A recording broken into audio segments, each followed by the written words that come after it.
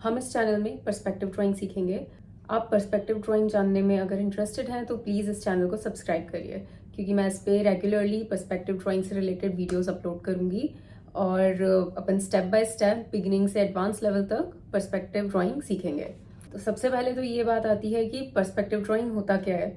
इसके कुछ एग्जाम्पल्स आप मेरे शॉर्ट्स में देख सकते हैं, जिनकी लिंक मैंने यहाँ पे शेयर की है, तो आप उसको एक बार चेकआउट करिए so that you know what is perspective drawing. तो पर्सपेक्टिव ड्राइंग जानने से पहले अपन थोड़ी सी इसकी हिस्ट्री पे एक नज़र डालेंगे कि पर्सपेक्टिव ड्राइंग शुरू कहाँ से हुई, इसकी बिगनिंग कहाँ से हुई और कौन लोगों ने किन लोगों ने शुरू करी एंड क्यों शुरू करी। तो इसका सबसे पहला जो हमें पेंटिंग देखने को मिलता है वो एक ग्रीक पेंटिंग है जो कि अराउंड 2000 ईयर्स ओल्ड है। जो ये चैरियट बना हुआ है, व्हील बना हुआ है, इनके जब इन पे सब पे लाइंस डालेंगे तब अपने को पता चलेगा सारे लाइंस एक ही जगह जाके मिलते हैं, जो कि पॉइंट ऑफ साइट है या फिर वैनिशिंग पॉइंट है। तो जब ये ग्रीक्स इसको इतने अच्छे से जानते थे, उसके बाद हमें कोई भी इसकी पेंटिंग्स देखने को क्यों नहीं मिलती हैं। 14th सेंचुरी तक किसी भी पेंटिंग में आपको पर्सपेक्टिव देखने को नहीं मिलेगा। जैसे मैं कुछ पेंटिंग्स इस पे आपको दिखा रही हूँ, इनमें आप देख सकते हैं बाइजेंटाइन एम्पायर की पेंटिंग्स हैं और ये सब ओपेक फ्लैट है, इनमें पर्सपेक्टिव नहीं दिखता है। थोड़ा बहुत जो कोशिश की गई है 1 पॉइंट पर्सपेक्टिव दिखाने की, लेकिन वो बहुत ही बेसिक है और उसमें ग्रीस जितना एडवांसमेंट नहीं दिखता है।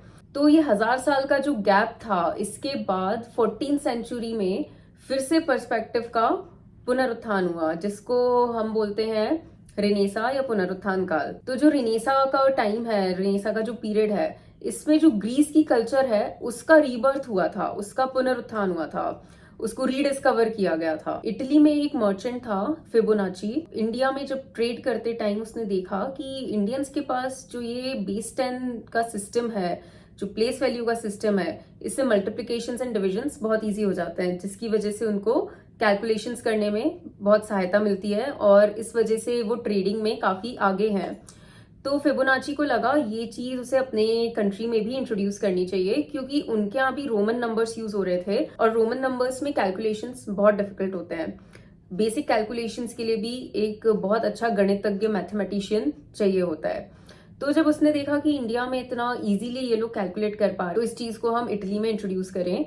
तो जब उन लोगों ने फिर इस बारे में खोजबीन शुरू करी तो उनको पता चला कि ये सिस्टम ऑलरेडी यूरोपियंस जानते थे। अगर आप लोग इसके और डिटेल में जाना चाहते हैं तो मैंने एक बुक का लिंक शेयर किया हुआ है, आप लोग उसे परचेज कर सकते हैं, उसको बाय कर सकते हैं और उसमें इस वाली पूरी स्टोरी की डिटेल दी हुई है, रिसर्च दी हुई है कि किस तरह से इंडिया से यूरोप में प्लेस वैल्यू सिस्टम आया था और इससे टेक्नोलॉजी में, साइंसेज में किस लेवल के बदलाव आए थे।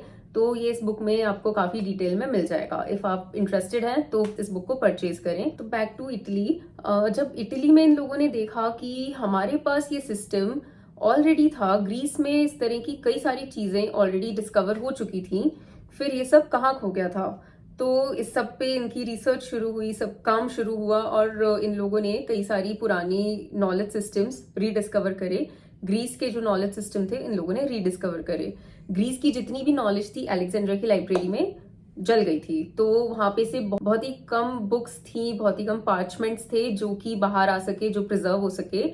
बहुत सारी नॉलेज अलेक्जेंड्रिया की लाइब्रेरी के साथ जल गई थी, जिसमें कि पर्सपेक्टिव आर्ट की हिस्ट्री और उसके मेथड्स और उसकी टेक्निक्स ये सब भी थे, जिसके ओरिजिनल वर्क्स हमको देखने को नहीं मिलते हैं। यूक्लिड के ऑप्टिक्स से हमें मालूम चलता है कि जो ग्रीक्स थे उन लोगों ने पर्सपेक्टिव पे बहुत ज्यादा काम कर लिया था, वो लोग इस पे बहुत एडवांस हो चुके थे। तो यूक्लिड ने एक जो ये किताब लिखी थी, इसका नाम था ऑप्टिक्स, और ये आपको इंटरनेट पे अभी भी अवेलेबल मिलेगी। मैंने इसको पर्सनली एडिट किया है जिससे कि ये पढ़ने में थोड़ा इजी रहे। उसका लिंक मैं आपको शेयर कर रही हूँ ड्रॉप बॉक्स का, और अगर आप इंटरेस्टेड हैं तो उसको रीड कर सकते हैं। तो अब जब ये जर्नी इनकी शुरू हुई पर्सपेक्टिव ड्राइंग को फिर से डिस्कवर करने की, इसमें कई सारे आर्टिस्ट्स ने हेल्प करी। तो पर्सपेक्टिव आर्ट की इस जर्नी में बहुत सारे आर्टिस्ट्स ने अपना योगदान दिया। उनमें से कुछ पेंटिंग्स मैं आपको दिखाऊंगी जिससे आपको डेवलपमेंट देखने को मिलेगा कि शुरू में किस तरह का था, फिर धीरे धीरे डेवलप होके यूरोप पर्सपेक्टिव ड्राइंग में कितना आगे निकल गया था। पर्सपेक्टिव ड्राइंग के साइंटिस्ट और मैथमेटिशियन सबने मिलके रिवाइव किया था, पर उसको विजुअली सबसे पहले बताते हैं कि जियोतो ने डिपिक्ट किया।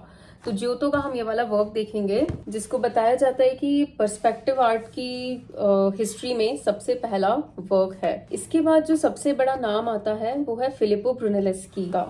तो फिलिपो ब्रूनेलेस्की ने पर्सपेक्टिव आर्ट में बहुत मेजर वर्क्स किए थे, और उनका आप ये वाला पेंटिंग देख सकते हो, ये वर्क देख सकते हो। इसमें किस तरह से पर्सपेक्टिव को बहुत ही अच्छे से दिखाया गया है। इसमें 1 पॉइंट पर्सपेक्टिव पे दिखता है कि काफी हद तक मास्टरी कर ली है उन लोगों ने, वो मेथड रीडिस्कवर कर लिया था।